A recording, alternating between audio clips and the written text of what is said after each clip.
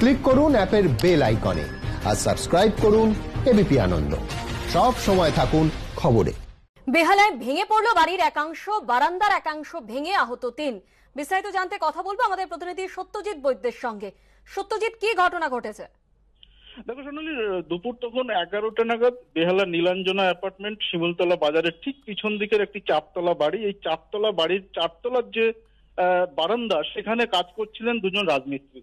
সকাল থেকে কাজ চলছিল এবং আচমকা সেই জায়গা, সেই অংশটা অর্থাৎ বারান্দা ভেঙে পড়ে, নিচে ভেঙে পড়ে এবং নিচে একজন সবজি বিক্রেতা, তিনি এই সময় সবজি বিক্রি করছিলেন, তার একটি পা ভেঙে গেছে এবং ওই যে বারান্দায় কাজ হচ্ছিল সেখানে যে দুজন মিস্ত্রি ছিলেন সেই দুজন নিচে পড়ে যান। তাদের মধ্যে একজনের অবস্থা আশঙ্কাজনক। এই মোট ৩ যে জখম, তাদেরকে নিয়ে যাওয়া হয়েছে বিদ্যাসাগর হাসপাতালে। তাদের মধ্যে একজন যিনি রাজমিস্ত্রি, তার অবস্থা আশঙ্কাজনক এবং যেমনটা জানা যাচ্ছে যে এই কাজ চলার দরুন কোনোভাবে এই উপরের অংশটা ভেঙে পড়ে এবং সকালবেলা 11টা নাগাদ আচমকা ভেঙে পড়ে এবং নিচে যেহেতু এখানে বাজার বসে, সবজি বিক্রি হয়, সেহেতু ওই নিচে যিনি সবজি বিক্রি করছিলেন তার গায়ের উপর পড়ে, তার পায়ের একটি অংশের উপরে পড়ে এবং সে কারণে তার একটি পা ভেঙে গেছে। তবে অন্য আর কেউ জখম হননি, এমনটাই জানা গেছে। স্বর্ণালী, ধন্যবাদ সত্যজিৎ। যেমনটা আপনাদের জানাচ্ছিলাম, বেহালায় ভেঙে পড়লো বাড়ির একাংশ, বারান্দার একাংশ ভেঙে আহত ৩। চারতলার বারান্দায় মিস্ত্রিরা কাজ করার সময় দুর্ঘটনা, দুজনের অবস্থা আশঙ্কাজনক।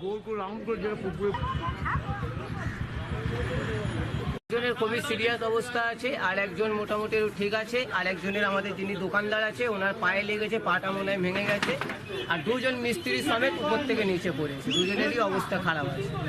সবকে নিয়ে গেছে বিদ্যাসাগর হসপিটাল।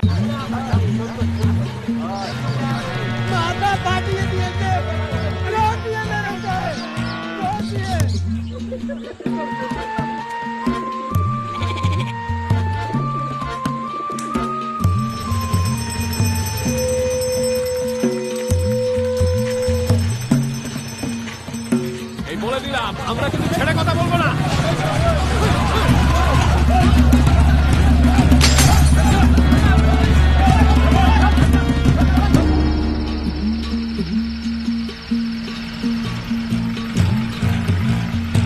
ভোর রাত থেকে রাতভর বাংলার কোথায় কি হচ্ছে তাই নিয়েই এবিপি আনন্দ আজ বাংলায় রোজ রাত 9:30। মিস্টার সৌরভ দে, হাই ফ্লাইং এক্সিকিউটিভ। আজ হিল্লি, কাল দিল্লি। ফ্লাইট মিস করার টেনশন করেন না, কিন্তু রোজ মেয়ের স্কুল বাস মিস করার টেনশন।